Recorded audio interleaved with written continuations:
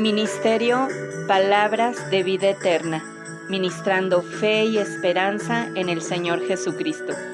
Comentarios, reflexiones y exhortaciones tocantes al segundo libro de Crónicas, por Roberto Aradillas, de la Iglesia de Selene, en San Luis Potosí.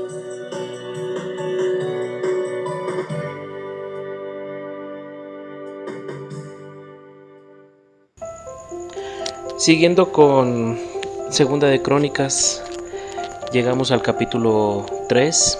Lo que es el capítulo 3, el capítulo 4 y el capítulo 5 de Segunda de Crónicas nos habla ya de la construcción del templo. Dice en el capítulo 3, versículo 1, y comenzó Salomón a edificar la casa en Jerusalén. Habíamos visto que Salomón había, al momento de que ya estaba él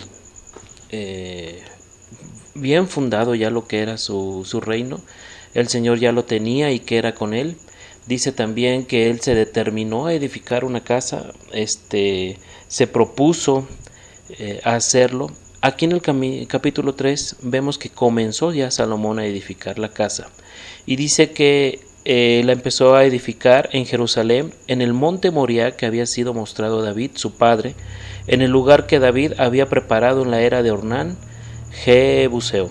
Y dice que comenzó a edificar en una fecha, en el mes segundo a 2 del mes, en el cuarto año de su reinado. Nos habla de que empezó con las medidas y que las medidas de la casa o de la casa de Dios, la primera medida fue la longitud de 60 codos y la anchura de 20 codos. Puso un pórtico, empezó a construir lo que fue el pórtico y que esta longitud era de 20 codos al frente del ancho de la casa. Y techó la casa mayor, lo vemos en el versículo 5, con madera de haya, la cual cubrió de buen oro e hizo resaltar sobre ella palmas y cadenas. No chapa de oro, no un oro escondido, nada más pintado sobre el exterior del oro, solamente habla de que es buen oro, totalmente oro puro. Dice también que cubrió toda la casa de piedras preciosas por excelencia. Y el oro era de Parvaín, me imagino, y si buscamos era uno de los lugares donde se sacaba el mejor oro, yo creo que estaba en esa época. Dice que cubrió la casa, sus vigas, sus umbrales, sus paredes, sus puertas con oro y esculpió unos querubines por las paredes. Y si vamos más adelante vemos cómo son los querubines, en qué posición, qué tipo de forma lo tenían hecho. Dice también que hizo también el velo de cárdeno, púrpura, carmesí y lino, e hizo resaltar en él querubines. Y delante de la casa hizo 2 columnas de 35 codos de longitud, con sus capiteles encima de 5 codos. E hizo también cadenas en el oratorio y púsolas sobre los capiteles de las columnas. E hizo 100 granadas, las cuales puso en las cadenas. Y asentó las columnas delante del templo, la una a la mano derecha y la otra a la izquierda. Y a la de la derecha llamó Jasim y a la de la izquierda Boaz. Empezando lo que es en el capítulo 4, dice que hizo además un altar de bronce de 20 codos de longitud y 20 codos de anchura y 20 codos de altura. También dice que hizo un mar de fundición, el cual tenía 10 codos de un borde al otro, enteramente redondo. Su altura era de 5 codos y una línea de 30 codos lo ceñía alrededor. Dice más adelante que hizo también 10 fuentes y puso 5 a la derecha y 5 a la izquierda para lavar y limpiar en ellas la obra del holocausto, mas el mar era para lavarse los sacerdotes en él. Hizo asimismo 10 candeleros de oro según su forma, los cuales puso en el templo, 5 a la derecha y 5 a la izquierda. Hizo 10 mesas y púsolas en el templo, 5 a la derecha y 5 a la izquierda. Igualmente hizo 100 tazones de oro. A más de esto, hizo el atrio de los sacerdotes y el gran atrio y las portadas del atrio y cubrió las puertas de ellas con bronce. Y asentó el mar al lado de derecho hacia el oriente, enfrente del mediodía. Hizo también Hiram calderos y palas y tazones. Y acabó Hiram la obra que hacía al rey Salomón para la casa de Dios. 2 columnas y los cordones, los capiteles sobre las cabezas de las 2 columnas y 2 redes para cubrir las 2 bolas de los capiteles que estaban encima de las columnas. Hizo, en el 14 dice, hizo también las basas sobre las cuales asentó las fuentes, un mar y 12 bueyes debajo de él. Y fundiólos el rey en los llanos del Jordán, en tierra sillosa entre Sucot y Seredat.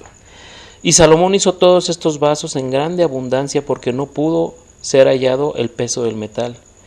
Así hizo Salomón todos los vasos para la casa de Dios y el altar de oro y las mesas sobre los cuales se ponían los panes de la proposición. Asimismo los candeleros y sus candilejas de oro puro para que las encendiesen delante del oratorio conforme a la costumbre. También los platillos y las jofainas y las cucharas y los incensarios de oro puro, cuanto a la entrada de la casa, sus puertas interiores para el lugar santísimo y las puertas de la casa del templo de oro. Aquí podemos ver todo lo que hizo Salomón con la sabiduría que el Señor le dio y el Señor diciéndole exactamente cómo iba a tener que hacer todo, poniendo las cosas como son, todo en su orden, todo en un color, todo como debería de ser, todo puesto como el Señor le mostró a Salomón que se hicieran las cosas. Sabemos muy bien, y bueno, sería mucho y un estudio muy interesante y un estudio muy bueno estar buscando y estar leyendo, viendo fotos, viendo ilustraciones, viendo más o menos cómo está todo puesto en este gran templo que hizo Salomón. O sea, era un templo muy grande, era un templo muy majestuoso, era un templo grande que todos sabemos que hasta la fecha se sigue hablando de que este templo era maravilloso, el templo de Salomón. Y bueno, hasta han sacado tantas cosas de buscar los tesoros, de el arca, todo ese tipo de situaciones que nos hablan de lo que era este templo. En el capítulo 5 dice que acabada ya que fue toda la obra que hizo Salomón para la casa de Jehová, Salomón metió en ella las cosas de David su padre había dedicado, que fue la plata y el oro y todos los vasos en los tesoros de la casa de Dios. Salomón juntó en Jerusalén los ancianos de Israel y todos los príncipes de las tribus, las cabezas de las familias de los hijos de Israel, para que trajesen el arca del pacto de Jehová de la ciudad de David, que es Sión. Aquí trajeron lo que fue el arca y juntaron al rey todos los varones de Israel y a la solemnidad del mes séptimo. Y llevaron el arca en el versículo 5 y el tabernáculo del testimonio y todos los vasos del santuario que estaban en el tabernáculo. Los sacerdotes y los levitas lo llevaron.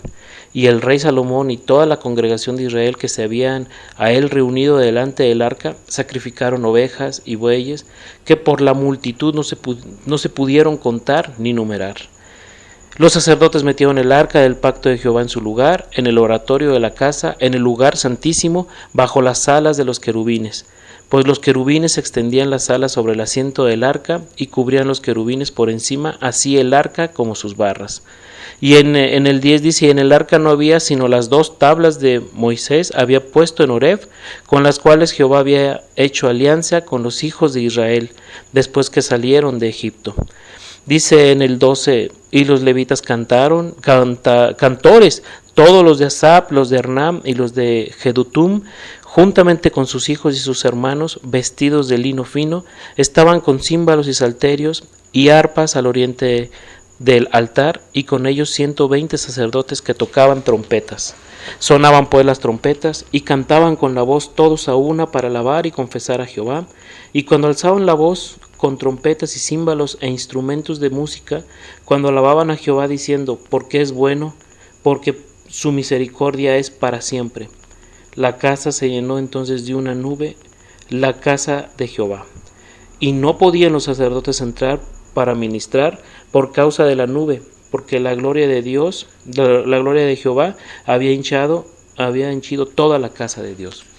Aquí ya podemos ver entonces cómo ya después de haber terminado todo el templo, de haber preparado todo, de haber puesto todo como se debe de poner en siempre en señal, siempre en ejemplos, siempre en como el Señor había mostrado a Salomón que se tenían que hacer las cosas.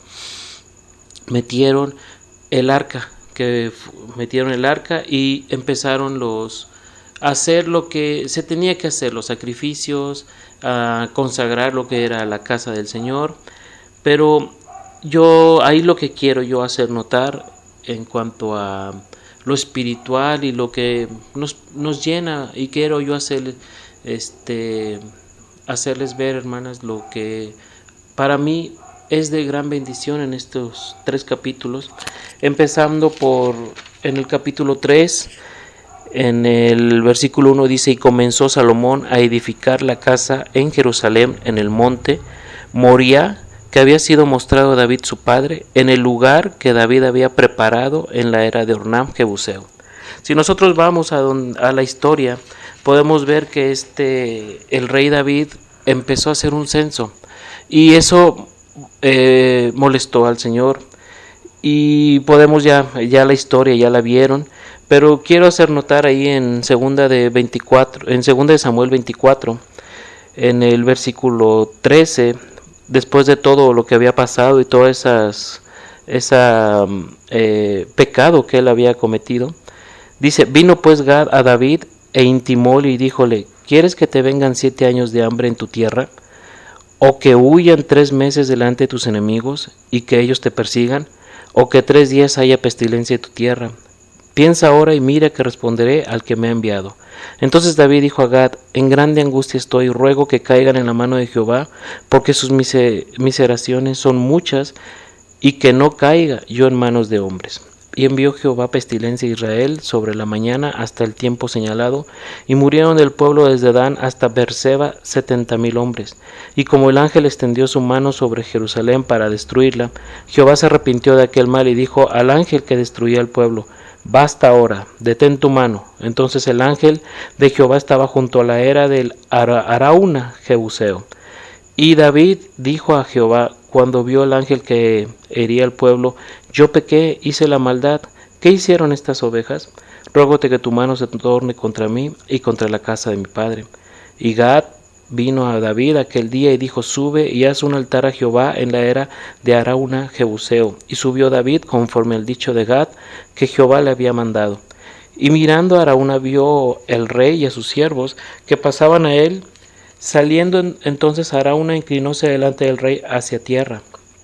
Y Arauna dijo: ¿por qué viene mi señor el rey a su siervo? Y David respondió: para comprar de ti la era para edificar altar a Jehová, a fin de que la mortandad cese del pueblo. Y Arauna dijo a David: tome y sacrifique mi señor el rey lo que bien le pareciere. He aquí bueyes para el holocausto y trillos y otros pertrechos de bueyes para leña. Todo lo da como un rey Arauna al rey. Luego dijo Arauna al rey: Jehová tu Dios te sea propicio. Y el rey dijo a Arauna: no, sino por precio te lo compraré, porque no ofreceré a Jehová mi Dios holocaustos por nada. Entonces David compró la era y los bueyes por 50 siclos de plata. Y edificó David un altar a Jehová y sacrificó holocaustos y pacíficos. Y Jehová se aplacó con la tierra y cesó la plaga de Israel. Yo quiero hacer notar y quiero que ustedes vean, hermanas, en este primer versículo del capítulo 3, que en el monte Moriah, que se había sido mostrado a David su padre, y en donde él sacrificó animales, sacrificó bueyes, sacrificó trillos, ese lugar él lo puso y lo preparó para que pudiera ahí hacer en un futuro. Quería él hacer ahí lo que era el templo. Sabe muy bien que ya él no lo iba a hacer por medio de tanta violencia que él tenía, pero era Salomón el que lo tenía que hacer. Entonces aquí dice que David había preparado en la era de Ornán Jebuseo, en ese lugar. Y ese lugar también es muy significativo y lo podemos ver también en Génesis, cuando el Señor le dice a Abraham que tomar a su hijo, su único, a Isaac, a quien amas, y vete a la tierra de Moriah, y ofrécelo ahí en holocausto sobre uno de los montes que yo te diré.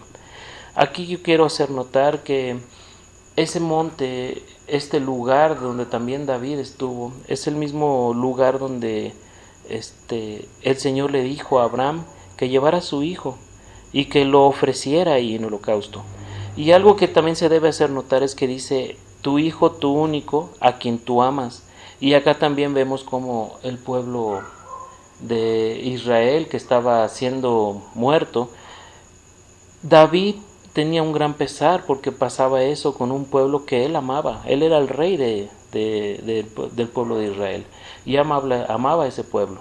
Entonces tenía que haber un sacrificio, tenía que haber algo para poder cesar la mortandad.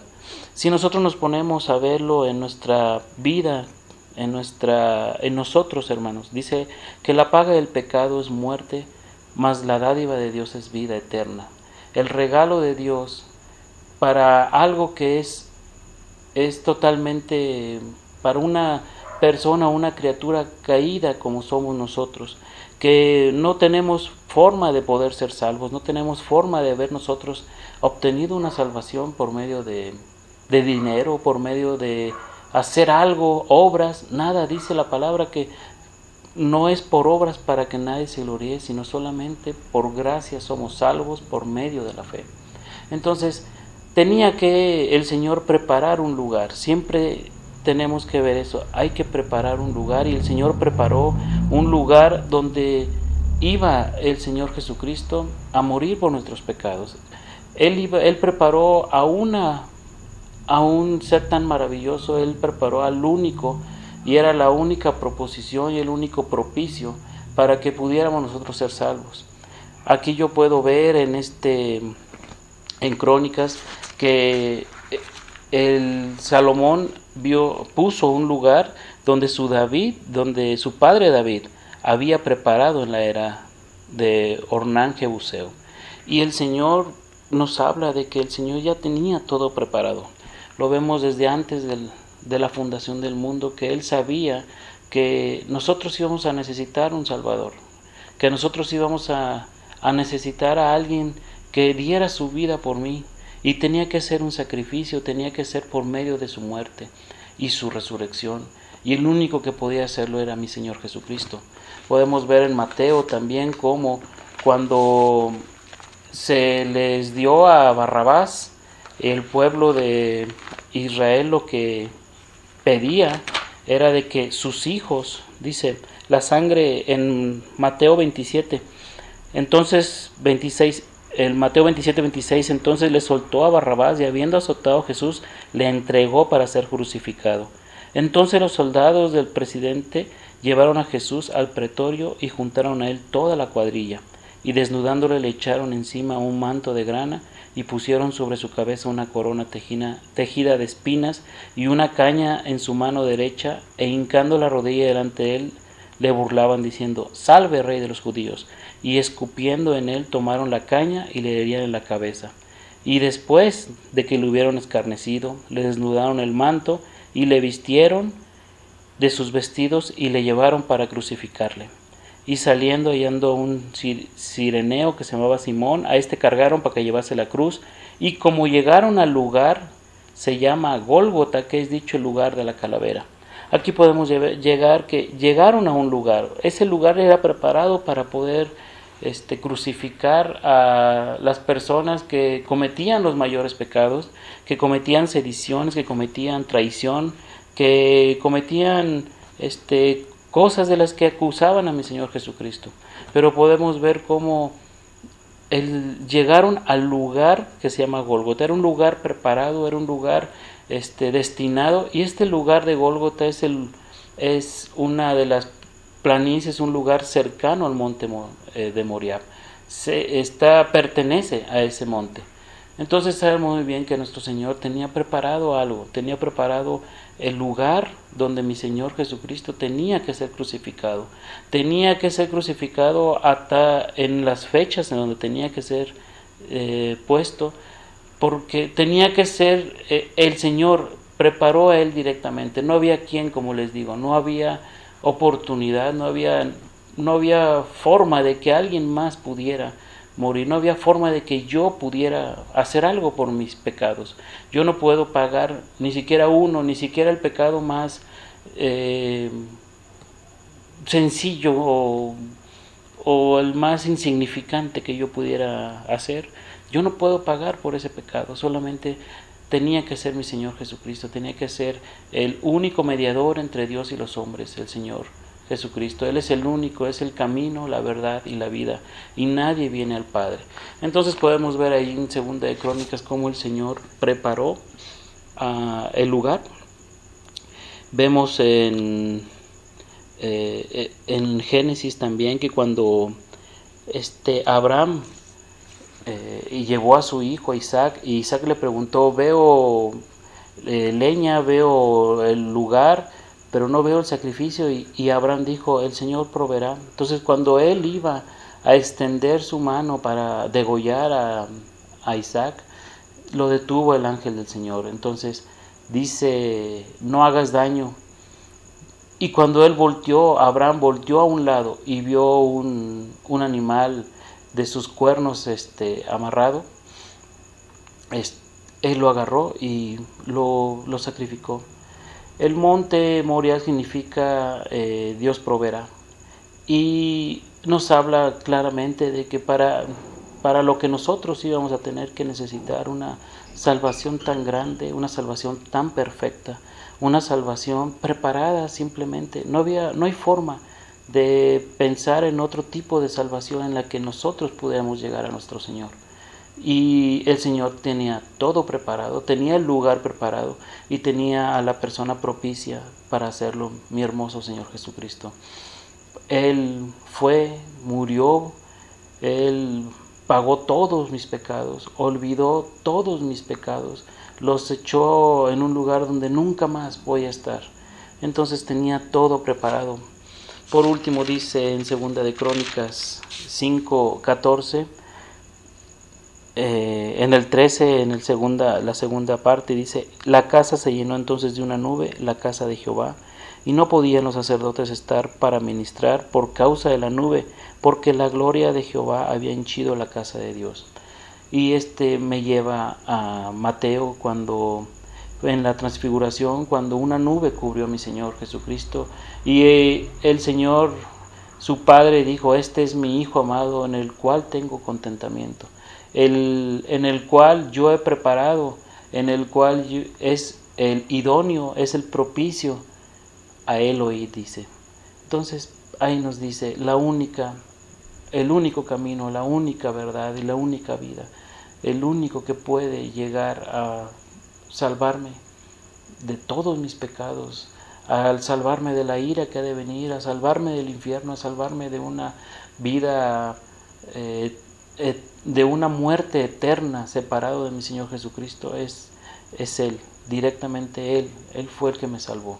Entonces eso es lo que yo quiero mostrarles. Me dio gran bendición ver estos capítulos en de que solamente Él, alguien perfecto, solamente puede hacerlo. Que Dios los bendiga, hermano.